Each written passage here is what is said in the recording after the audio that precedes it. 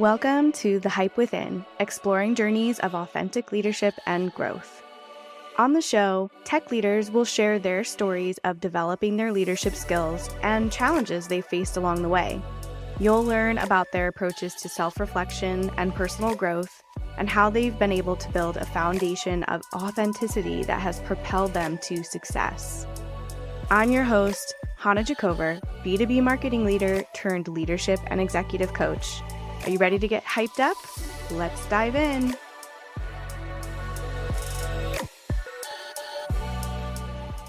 Hey leaders, I'm here with Lauren McCormack, and she is the Vice President of Revenue Pulse.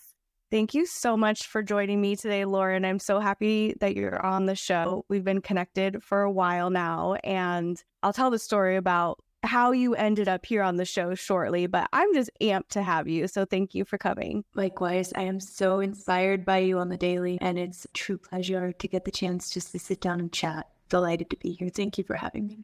Of course. Okay, so why don't you tell everybody a little bit about who you are and maybe talk about your leadership journey as an introduction. Sure, sounds good. So I, as you mentioned, am a vice president at Revenue Pulse. We do marketing and revenue ops consultative services for everything from startups on up to the Fortune 100.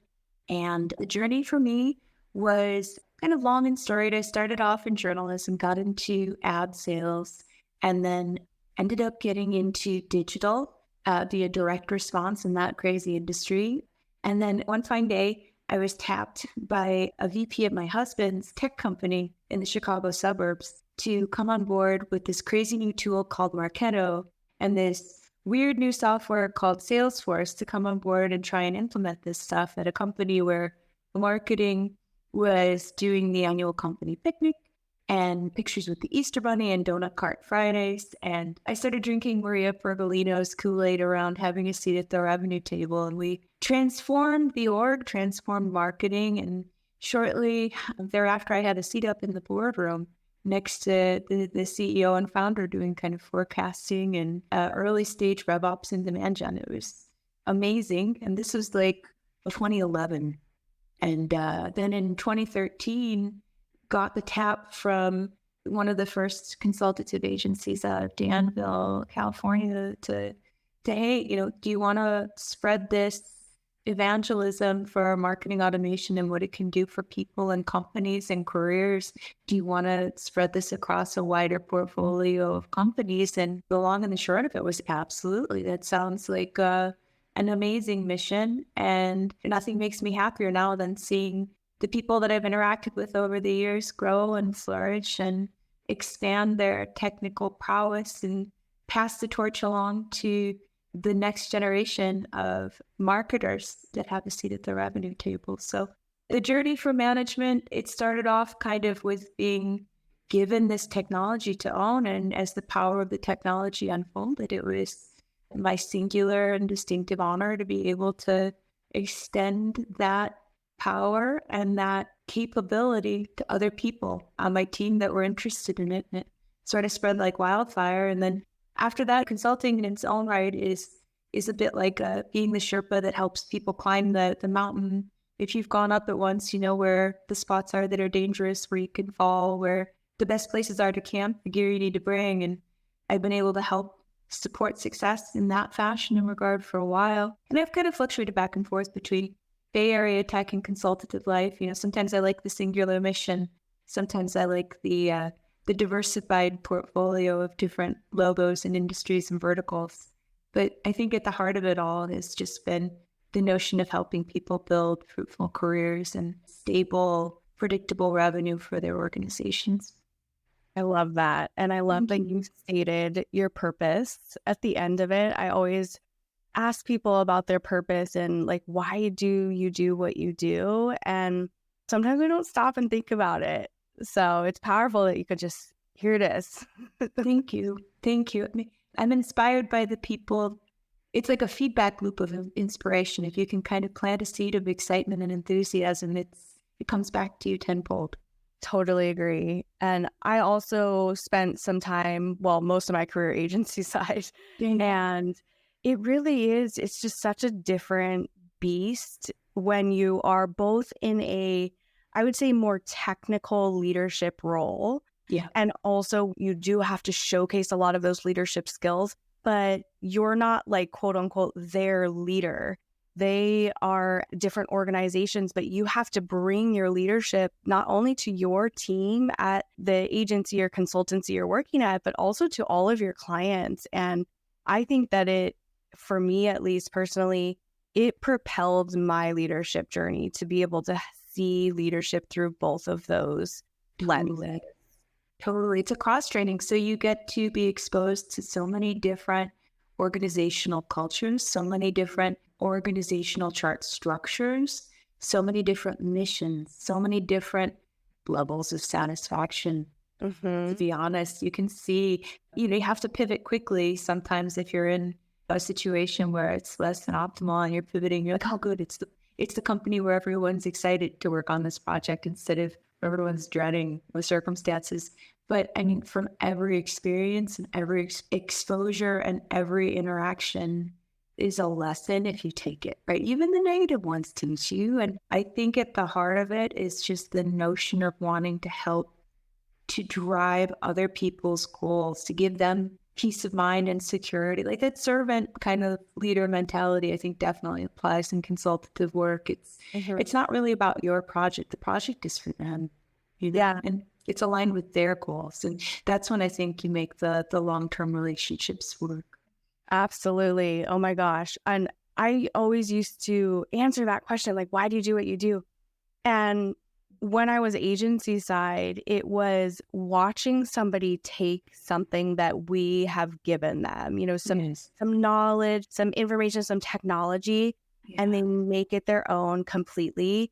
Totally. And then you get to watch them like present to their stakeholders. Yeah. And they just own it. And I mean, I think it's one of the most fulfilling experiences that I've had in my career. And one of the most challenging too, because you really have to guide them. Like you said, you're that Sherpa. You have to give them the tools to kind of figure it out on their own and own it while also still executing and making things technically work. Totally. It's like teaching someone how to swim. You can talk in theory and you can tell them what the water feels like when it's in your hands and behind your feet. But at some point, you have to help them in the pool. They have to feel the water and they have to get the experience. And sometimes it's scary, sometimes it's harrowing, and sometimes they have to, maybe their learning style or their particular set of experiences lead them to learn best from failing forward and failing fast. And that's hard to watch sometimes. But if you can be the cautionary tale and you can maybe prevent and speed up some of the learnings with some of the other situations you've been exposed to, what a gift to be able to share across so many different lenses and to add perspective as somebody's learning something new that maybe is scary. To be that guidance, that peace of mind, it's an honor. And I love it when I see people starting to train other people that I've trained or winning awards or growing their career. Like not only just the success with like kind of the knowledge or the skills or the technology, but just seeing them get the spark to teach others is so cool. Yeah, totally agree. What is your leadership style? So, I mean, it's player coach and servant leader kind of hybrid. I like to be invested and involved and hands-on so that I can help drive innovation and so that I can put the beta tested feature functionality from maybe the newest release of a technology that could deliver a competitive edge to our team or our clients or direct reports. I like to be on the bleeding edge, which means I have to stay in platform. I have to stay close to the platform vendors, and I have to actively be building or else it gets rusty. But also from a team standpoint and a leadership standpoint, that player coach notion, standing side by side in the engagements, in the projects, you have to be on the same field if you're understanding the game, right? You have to be just as invested in what's happening so that you can leverage talent and you can foster growth and so that you can remove obstacles for your crew, right? So you got to be out there, you got to be on the field, and you got to have your head in the game. Yeah. And especially in the consulting world, you have to be in the tools. You have to know what's coming. You have to be on the cusp of innovation and really, like you said, get in there and get your hands dirty, because that's part of your job to offer that to both your team and to clients. Yeah. And it's their game though. At the end of the day, like, I think it's important, the player coach has to know when to step back and shine that spotlight directly and exclusively on the players on the field and let them celebrate the wins and stand and clap from the dugout. You know what I mean? There's so much from baseball you can teach in life. I guess that's why I was a little league manager for so many years. But yeah, definitely inspired by a lot of the learnings from like Positive Coaching Alliance and how that can kind of be a hybrid with some of my B school experience and then some of my practical applications in real life kind of synergized to really kind of, I think, align with those methodologies. Those are great influences for leadership. We can always take so many sports references, particularly baseball, and apply it to leadership and just learning about the game and learning about coaching the game. I find it inspiring that you coach Little League. That's something I would never do, but I love that you did that for so long. Thank you. I grew up with baseball, and it was fun to kind of be the unexpected person demographically in the managerial role. I'd have my clipboard and my lineup, and people were like, "Are you doing the treats after the game?" No, not actually, but thank you. It was fun though, because I think Little League as a sport is becoming much more inclusive now, and it was so inspiring to see those little faces. And I think teaching lessons like running hard to first base, even if you know you're out, you still run hard, because that's what we're here to do, is to try our best. And losing is just as important as winning. And the lessons you learn from losing, and losing with grace and dignity, so pivotal, I think. And hopefully that'll influence some of the people that I was able to coach later in life and in their professional circumstances. Oh, I'm sure it will. I'm sure it already has, if they're old enough. But now that I run into them and they're like old enough to like work at the restaurants they go to and stuff, and they come up to me and I can kind of like barely recognize me, and they're like, I still have our picture from that season that we played as the Blue Jays up on my fridge. And oh, that's so sweet. That's awesome. It's cool to be able to help influence their lives in some small way. Yeah. What else influences you in your leadership journey? Well, for goodness sake, you, my friend, and the colleagues that I've been fortunate enough to cultivate over the years are a constant source of inspiration. Like, I feel so fortunate to have crossed paths with so many brilliant people, and each of them kind of has left a little glimmer of inspo, I think, in my heart and mind. And then there they all are collected on LinkedIn, which is so super cool. And new ones kind of cross my path on the daily. And different professional groups have been super helpful. The Marketo Engaged Champions talk about a collective, a hive mind, a brain trust, and just a good stand-up crew of awesome human beings to be able to collab with over the course of the pandemic. Women in Revenue, what a tremendous group of humans. But I find new stuff to be inspired by on the daily. And it's so cool that we live in such an era that's accessible and immersive. And if you like somebody's line of thought and their philosophies, you can just kind of double click and absorb it all, So lots of different influences, yourself included, but tremendous thought leadership out there these days on our social networks. Well, I'm honored to make the list, and thank you. And I appreciate always the Women in Revenue Network, and such an amazing community.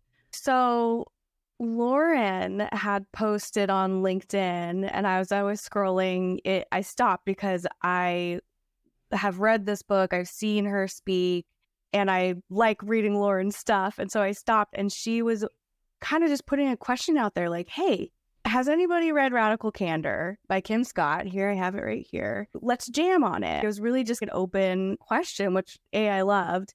And I hopped in her comments and was like, you should come on my podcast and let's talk about it. Let's talk about the book. Let's talk about some of the concepts and your leadership journey and how they're all meshed together. So that's what we're going to do. And I love it. Me too. I was thrilled that day when you dropped that comment. I was like, I would be delighted, And so I started reading it like a way faster clip and like with these big conversational like objectives in mind. I'm so excited. I know you have so many good shares too. All we're missing is our friend Drew. Dan, Nice. get him a shout out.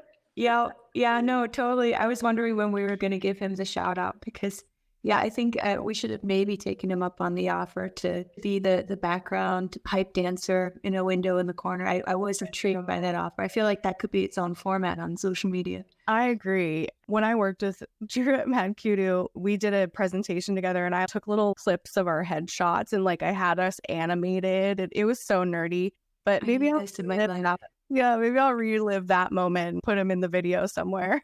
I'm all in for that. And yeah, he and I worked together at Demand and International. What a singularly inspiring human being on his own. Talk about people in your network that inspire you. Mm-hmm. Yeah, she's definitely on that list. A big shout out to Drew. Yeah, nice working with him. Mine too. Okay, so Radical Candor by Kim Scott. I know a lot of people out there have read that book. It has some really great concepts. Very well known, I think, those concepts within tech industry because she's really references and has come from that industry itself, but probably in other industries as well. What are some of the biggest takeaways for you from the book? So the ruinous empathy category and the dichotomy between that and radical candor is something that I think I see so many leaders, especially new leaders, trying to find a balance with. Like, it's human instinct to want to be liked. Mm-hmm. But if all you do is pursue the approval and consistently only deliver positive reinforcement to your crew, how are you going to grow? And I don't know that there was a framework for how to think about the fact that being the most like boss in the room might be bad for your company. Mm-hmm. You might be doing the entire organization a disservice because you're allowing for the status quo to dominate. And it kind of blew my mind to think about the fact that empathy, because I consider myself a high empathy human, how it could be ruinous. I like balancing that dichotomy against the radical nature of candor. And of course, she's quick to start by saying, this is not a license to be a jerk. Like, radical candor isn't about just being this brash, harsh, blatant force of nature in every meeting where you just kind of pop off at people. But the fact that like honest, transparent communication is vital is so true. Like, I think about college courses and healthy debates, or I think about spirited conversations with some of my friends that like to argue one side and then pivot and argue the other. Like, I've had those relationships since I was little. Why do we check those at the door in our workplace? Right? Some of us like don't bring that vibe where we're willing to argue somebody else's side in the interest of pursuing the best decision possible. Some of us just want to keep the peace, but is the peace something we can keep in 2023? Yeah, that's a great question, I think, for everybody listening. And I also think too, the way we are socialized when we're younger has so much to do with it. I know that I used to be a big people pleaser, huge people pleaser. Yeah. It ruined my life. I am not so much anymore. It was a mask for me.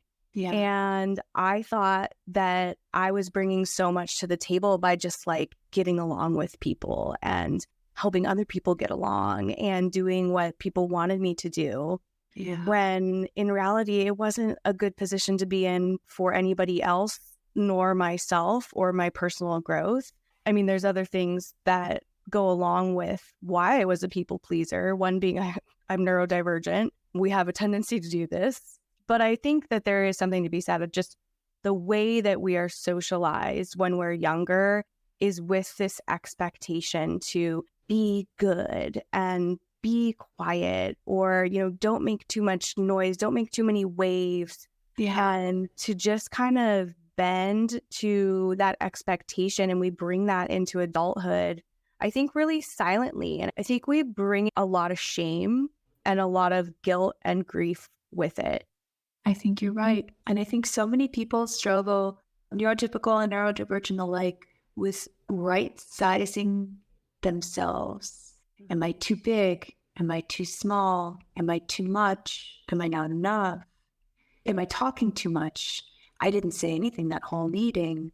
And those voices, the calories that we expend upon self-doubt and shame and internalizing this blame and these questions that we all have. I mean, I think it's interesting when you think about Kim's notion of bringing your whole self to work. Is that ever really possible? I mean, people are so reticent. It's a different persona for so many in the workplace than it is in social environments. And it's when she makes the reference, I think it's super interesting when she makes the reference to having some feedback that you need to provide to a teammate and not wanting to deliver negative feedback because it feels gross and it's tense.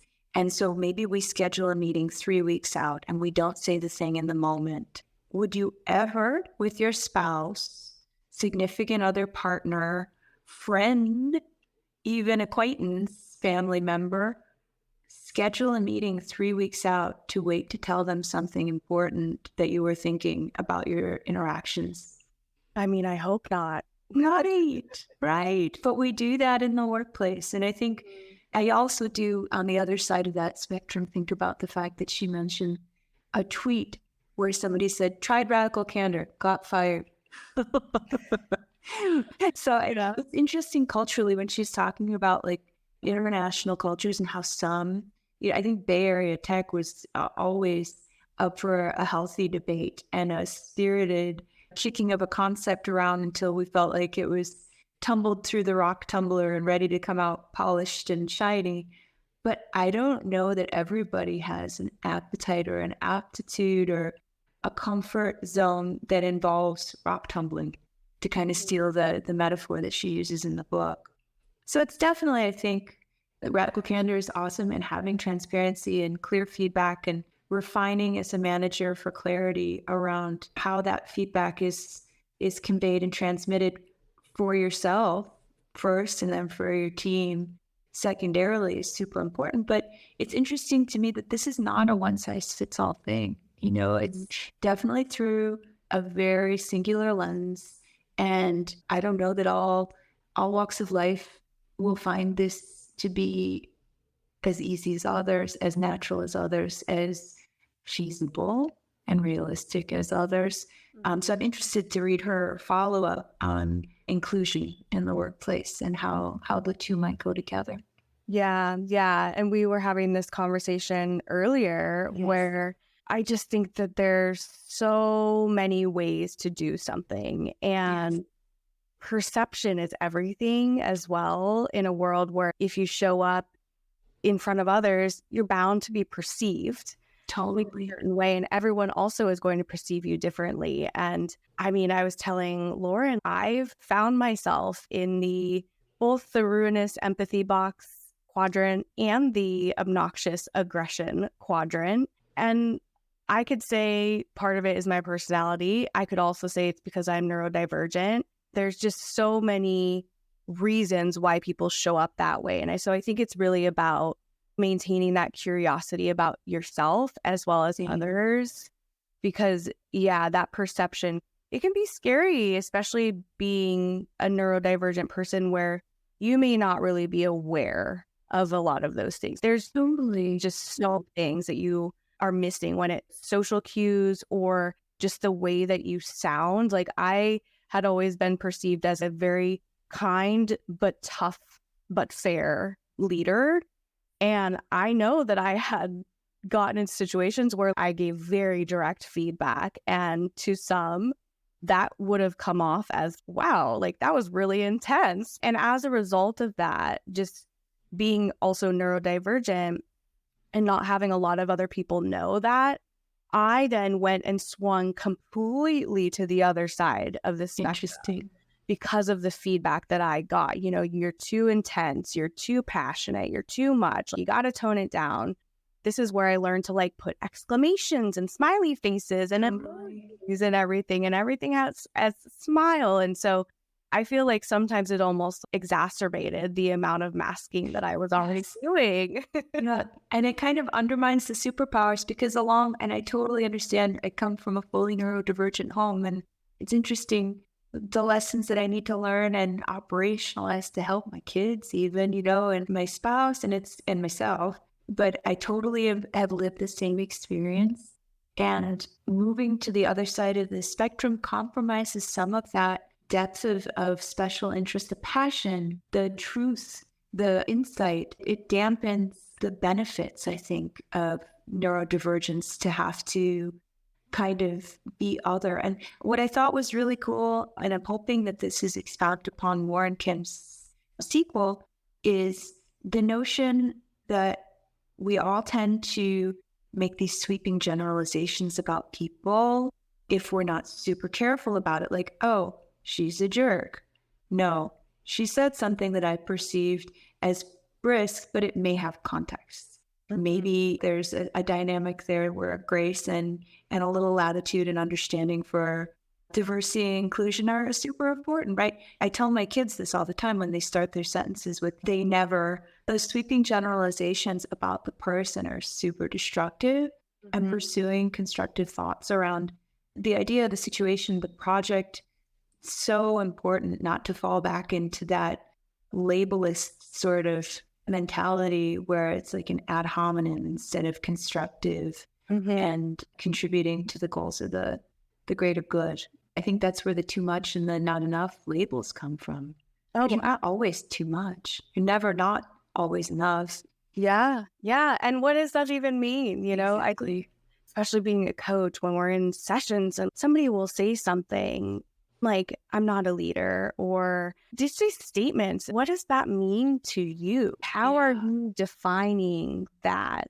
And who's in charge of the ultimate definition of too much? That's really insightful. And I think when in the book she talks about rock stars and superstars, and some people that I think about how the superstars are perceived sometimes is clawing their way to the top and overzealous and way too dynamic. Well, that's the catalyst for innovation right there. And they have a hunger, but they're not gratified by consistency. Whereas the rock stars really enjoy delivering a consistent and awesome level and performing consistent and awesome tasks. And the fact that she identifies that not everybody is always one or the other, it's a spectrum, and that you can be one at one season in your career and life, and you can shift to another depending on your circumstances or where you're at in professionally and personally. And I think right-sizing yourself, trying to squish yourself smaller or make yourself bigger, I don't know. I feel like there's authenticity in just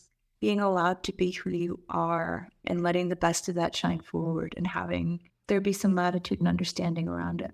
Just being who you are. And I like what you said too about not being bigger or smaller. And then I also always experiment with just owning your space. Yeah. No matter what size, in what season you are in, just taking time to own your space and how you can have influence through that, I think is really important, no matter the size. I love that. If you think about the ease that you bring to a situation when you're comfortable in your own space, when you're comfortable in your own dominion and with who you are and what you do and how you do it, continuing to learn, not getting stuck in your ways, but being at ease with your unique you, how liberating that is for others that are watching that are maybe trying to find their own space, and how empowering it is for people that are yet to find a comfort and a peace and a sense of belonging in their personal and professional lives. If you can live it and you can walk the walk, then other people would feel liberated to pursue that same agenda. And I dig that. There's so much that comes from literally just being yourself. Agree. It takes me back to your initial comment and what Kim writes about bringing your whole self to work. And I love talking about this. There's a great article out there. I'm going to have to link it in the show notes because I forget what it's called and who it's by. It talks about like how dangerous that concept actually is for some people. Agreed. And I like to think of the difference of authenticity and bringing your full whole self. There's a big difference there. Agree. Like, I see myself as very authentic. I try to bring a lot of myself, but I can't bring my whole self. It's not safe for me to bring my whole self in a lot of situations, whether it be because I'm neurodivergent or whether it be because I'm a person of color, whether it be because I'm a woman. There are situations where bringing my whole self is not an option. It's not an option. And I do it out of the safety for myself and survival.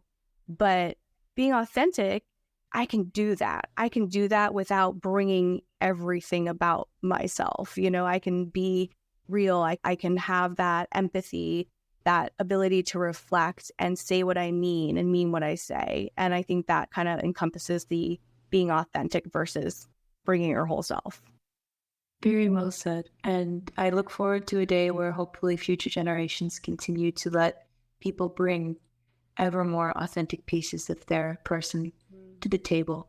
Yeah. So one thing in this book, we talked about this too, or you mentioned great concepts. The concepts are, you can just kind of go down rabbit holes with them. Yeah. When you put it into practice, though, I feel like some people, they don't want to have these conversations.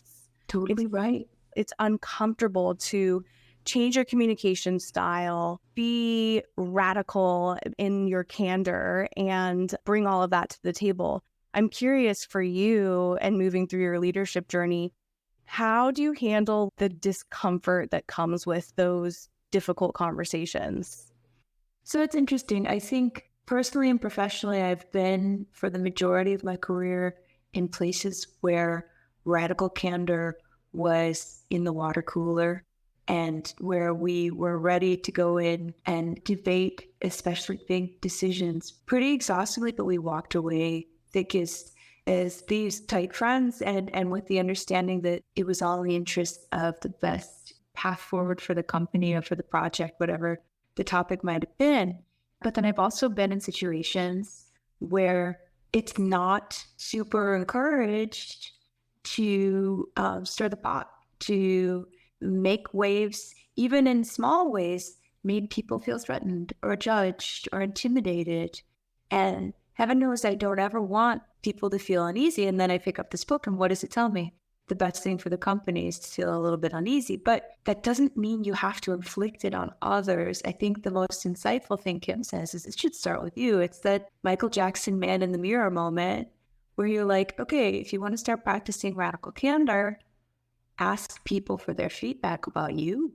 Mm-hmm. Start with yourself.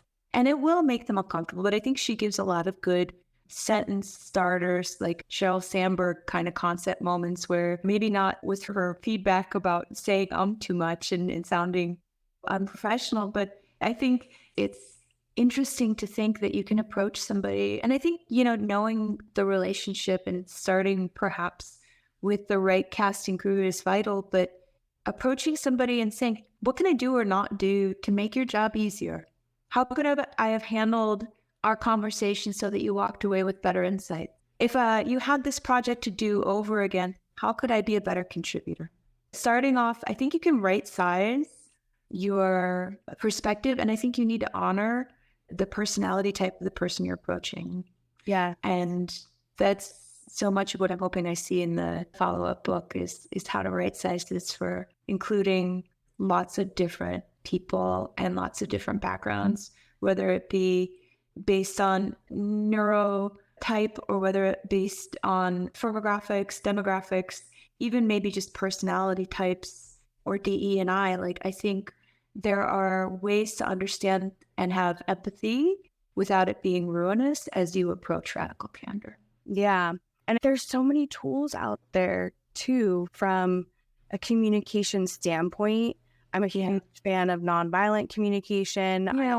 Yeah, it's a good one. I also use something called the complete communication wheel, which is similar to nonviolent communication, but the difference is that it really relies on the concept of data first. And I think having those frameworks or tools like that, like nonviolent communication is nice because it's easy to remember, but like you can pull it out and adapt it to the situation and the person, but it's still going to allow you to effectively communicate your needs and your emotions and your requests and all of those things that will then become a fruitful conversation and a path forward, no matter who you're talking to. It's just a great way to avoid the finger pointing and judgments, and where if you're dealing with somebody who's not like you, that's a really dangerous place to be in. Agreed. But I think we have to make space at every table for a dialogue. And I think to her point in the end of the book, this is establishing these dialogues and getting conversations out and in the open, even if, they're hard. It's vital, and it's the only way forward. It's the only way forward is to establish public and personal dialogues and communications and roads forward. Well, I liked the Michael Jackson reference, The Man in the Mirror, and it starts with you. It really does start with you. So many people don't know who they are. It's wild to me that so many people are so distant from themselves, like their true selves and their body and their emotions. I think that there's so much to be said about doing that work. And in this book, I mean, Kim talks a lot about showing up for yourself too. And she says you can't give a damn about others if you don't take care of yourself, which I wholeheartedly believe. I'm curious for you, especially with the fact knowing that you live in a fully neurodivergent household, because we got to exchange notes on that sometime, because I do too. But what is your recipe to stay centered? It's so multifaceted, and it's such a journey, and continuing education, just like it is from any vantage point. I think I was telling my sophomore in high school about the fact that grownups are still figuring it out too. As a parent, I'm still learning too. I'm learning every day. And I think being open to learning how to take care of yourself and not thinking that it's a destination, but it's a journey has been super important for me. And it's little by little, step by step, whether it be finding folate or getting my adrenals sorted, getting my hormones balanced as a woman, looking at the progesterone and seeing if it's up against the cortisol in a meaningful way that establishes for balance, but then also activity. Like, for those, not to sound like it's available to everyone, but for me personally, I enjoy being active and dance and yoga and Pilates. I like a lot of breath work. I think that's been huge. But just thinking about your nervous system as you would any other system in your body. It needs care, it needs maintenance, it needs love, it needs exercise. And tending to it is finding those neural hacks that help you retrain it, especially if you've been in the crucible of high stress environments and work before. It takes a physical toll. It can unleash a cascade of illness that isn't just stress. And I think it's super important to find your way, find what works for you, and to continue to expand on that journey. And whether it's ashwagandha and L-theanine, whether it's cold water therapy, whenever you find that, journaling, even if you're not into all the interesting neural hacks, there's so many different ways. Even just taking time for lunch for some people. Like, I thought it was interesting when she talked about blocking out 2 hours of think time, and that Fortune 100 CEOs would turn down the president when he approached during that think time, that 2 hour block was sacred. I know not many of us can get away with that, but you can at least give yourself 20 minutes, Yeah. Baby steps. When I worked at Mad Kudu, that was one of the things I noticed about Francis and Sam, the founders. I'm having Sam on the show soon. I'm so excited to talk to him. But it was my first experience at a startup with founders that had those boundaries for themselves. I went and I looked at Sam's calendar and I'm like, what the hell? I could not fit in, because he blocks out his focus time. He blocks out his lunch. He blocks out so many things that allow him to just put his heads down and focus, or spend time on what he needs to be doing. And it's like, he was pretty ruthless about it too. There were days where he was like, I'm not on Zoom today. I'm not on Slack today. I'm going dark today. It's like a deep work day for me. That's awesome. And I think it's important for us to be able to have the time and the space to identify what those needs are for each individual because it's always going to be different, but having that time and space just to figure it out, I think is critical. Totally. And like you set the example, you set the cadence. And I know a lot of us are exploring the notion of this still today, but I'm seeing a lot more kind of global wellness days. I'm seeing a lot more attention around the subject, but it doesn't have to be a full-on corporate movement. People are watching leaders. And when you take a day of PTO and you make 5 exceptions for why you're going to be on the clock the whole time, your team notices. Just like you see the focused time from your leaders, you see people taking lunch, for heaven's sake, and it creates a safe place for other people to find their own balance. And I don't know, it might be uncomfortable, just like radical candor, to lean into radical care, but what choice do we have, right? What are the alternatives? Yeah, well, the alternative is to live a life with like a nervous system that is very, very angry at you. I'm so happy you brought that up because it's one thing I think after discovering I was neurodivergent, it helped me take back control of my life. Totally. Learning about my nervous system, regulating my nervous system, learning about what burnout does to your body. Yeah. We don't talk about these things at work. And you're right, it has these cascading effects where it will take literal years off of your life. And this happens naturally, but you speed it up. The longer that you sit in burnout, you speed it up. And learning about those systems and how to control and regulate all of that is so powerful, so underrated too. Absolutely. And it's remarkable the small steps you can take, what a big difference they make. Mm-hmm. You know? And it's not even just about the lifespan length, but also the quality. You don't want to open the door for damaged organs. And it's important to protect your nervous system just as much as you would your heart health or your digestive system. It's, in fact, perhaps more so because your nervous system regulates all those things. And you'll see cascades in every aspect. It becomes systemic. Yep, absolutely. Okay, I want to shift gears a little bit. And you had just posted a poll on LinkedIn. We're going to talk about AI now. But you had just posted a poll on LinkedIn. Do you remember what it was? Yeah, it was like a vibe check because like we're talking about it a lot at Revenue Pulse, which is super exciting and just waxing philosophical, but also getting into how we can be that Sherpa that helps people with this bold new frontier. It's not really new, it's here. I love it when people talk about tech like that's in the future, that's already in the present. But I think it was, are you terrified or thrilled by it? Yeah, are you using it? Are you terrified by it? Or are you both? Right. And I think it's interesting to see the responses that I'm getting. And I kind of figured the sorting hat would land. Some of the people replying to me in the camps they are. But it's such an interesting game changer. And I know we've been, especially as marketers, exposed to so many hype words, so many buzzwords. Oh, big data, ABM, growth hacker, PLG, all this stuff, But I think we've yet to see something that stood to be like an industrial revolution or a renaissance of this magnitude. And I just kind of wanted to vibe check the community. Like, I know we're all thinking that we should be in the loop and invested, but how many people are grabbing it, thrilled, stoked, and like jumping out of the plane in full skydive mode to adopt? And how many people are peeking out of the door of the plane saying, okay, this is making me crazy? And I think socially responsible humans for a while now have been, like, I had a peer at Neo4j, Dr. Amy Hodler. What a wonderful and awesome human being. And she, as early as like the latter part of the last decade, was advocating for ethical and sustainable AI. So lots of people have been talking around the importance. And I think the last thing we want to do is wait for a legislature. We saw how that went with Zuckerberg on the Hill, where the Congress was asking the questions that were completely baffling to anybody in tech.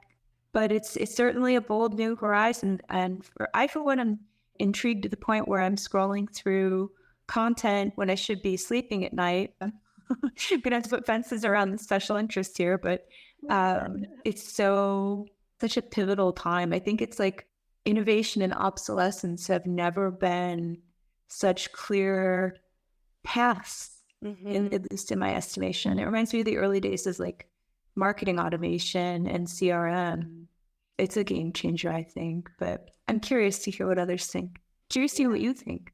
Yeah, I mean, I totally agree. I was in the camp of when I took your poll, I'm using it daily and I'm terrified. Yeah, I think that's fair. Fair Assessment.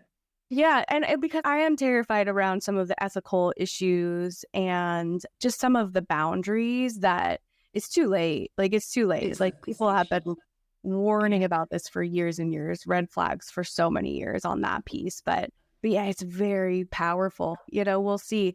And at the same time, I'm so interested in how I can leverage it. I use it both personally, like my son is having a Sonic themed birthday party this Saturday. Yeah.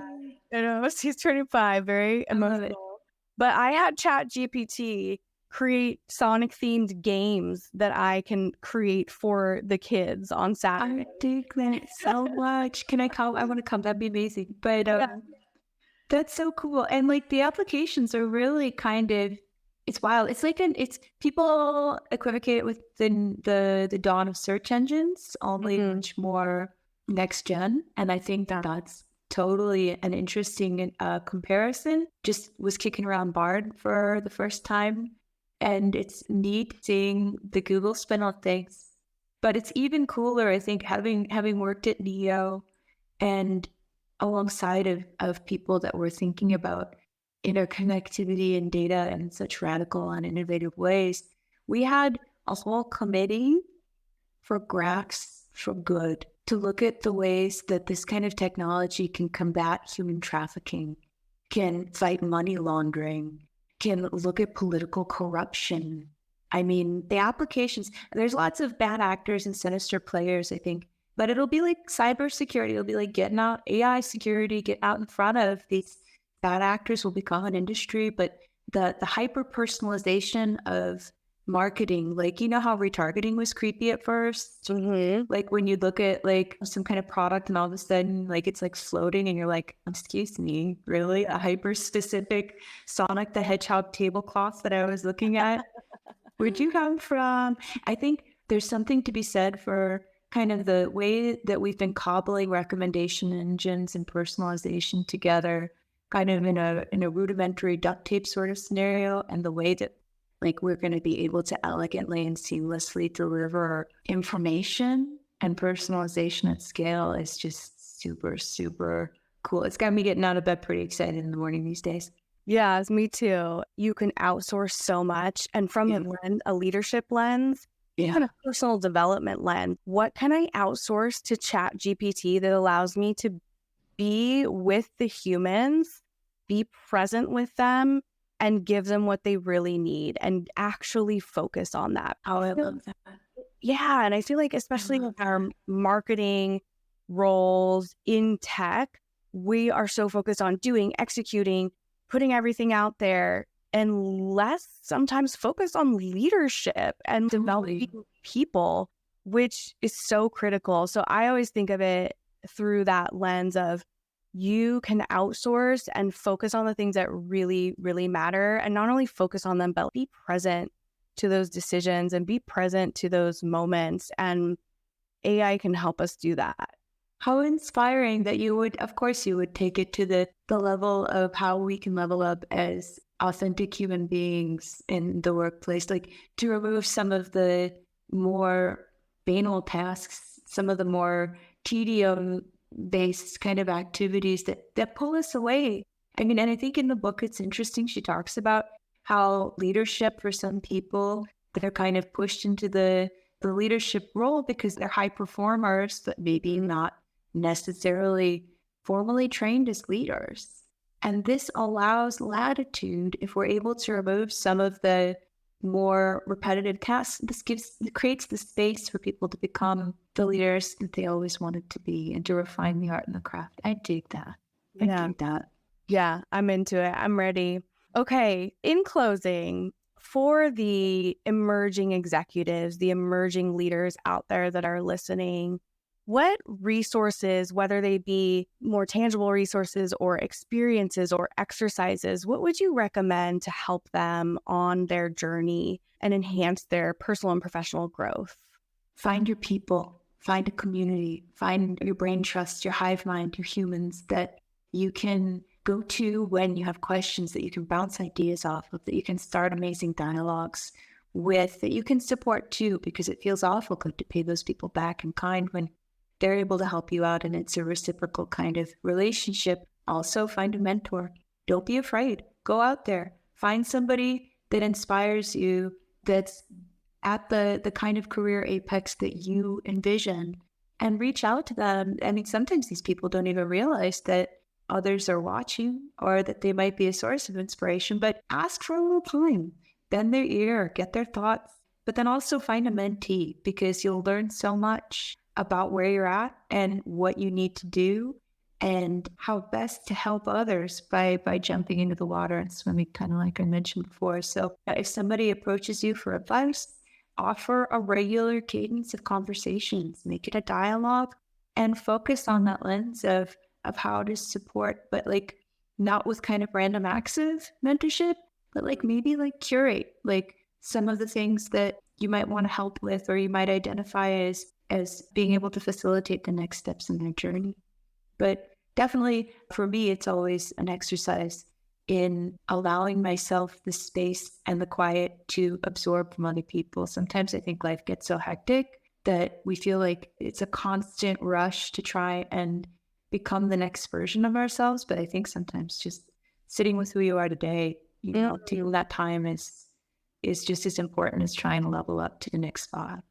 Oh, that's really powerful. Thank you so much for sharing all of your wisdom and your story and just jamming out with me on AI and Kim Scott. It's like I'm just perma smile. Likewise, I'm going to be delighted for the rest of the day, and you're an amazing human. Thank you for everything you give to this community. Likewise. Thank you too, Lauren. Thanks for tuning in to this week's episode. I hope you walk away with something empowering that you can take into your own leadership journey. Are you a high-performing executive looking to take your career to the next level? Or maybe you're an emerging leader who wants to develop the skills you need to advance in your role and show up authentically. Or maybe you're experiencing burnout and struggling to find a better work-life balance. Whatever your situation is, one-on-one coaching can help you achieve your personal and professional goals. If you're interested in experiencing the power of coaching for yourself, head on over to hypehousecoaching.com/start coaching now, where you can set up a one-on-one leadership and executive coaching intro session for free. Remember, the only hype that really matters is the hype within.